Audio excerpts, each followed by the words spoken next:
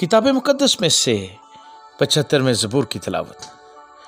ऐ खुदा, हम तेरा शुक्र करते हैं, हम तेरा शुक्र करते हैं क्योंकि तेरा नाम नज़दीक है। लोग तेरे अजीब कामों का जिक्र करते हैं। जब मेरा मुईन वक्त आएगा तो मैं रास्ती से अदालत करूंगा।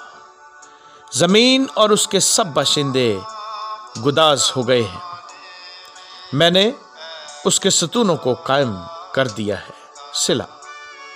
मैंने मगरूरों से कहा, गरूर ना करो, और शरीरों से कि सींग ऊंचा ना करो। अपना सींग ऊंचा न करो, गर्दनकुशी से बात ना करो, क्योंकि सरफराजी ना तो मशरिक से, न मगरिब से और ना जनूब से आती है, बल्कि खुदा ही अदालत करने वाला है।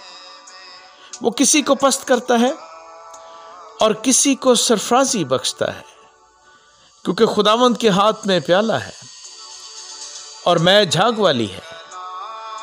वो मिली हुई शराब से भरा है और खुदावंद उसी में से उंडेलता है।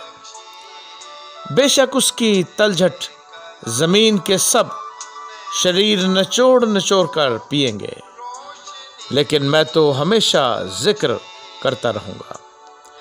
मैं याकूब के खुदा की मदसराई करूंगा और मैं शरीरों के सब सींग काट डालूंगा, लेकिन साधकों के सींग ऊंचे किए जाएंगे।